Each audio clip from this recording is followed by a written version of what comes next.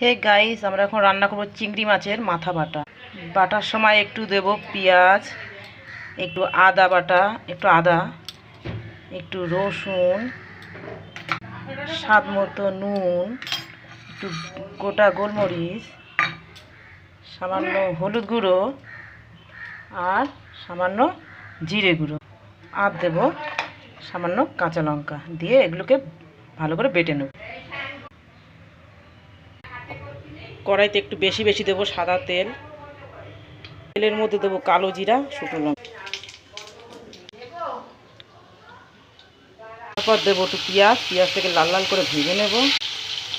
তারপরে দেবো সামান্য চিনি। পেঁয়াজগুলো লাল লাল হয়ে গেছে, এবার আমরা দেবো চিংড়ি মাছ বাটা। তারপরে এটি ধুয়ে একটু জল দিয়ে দেবেন সামান্য।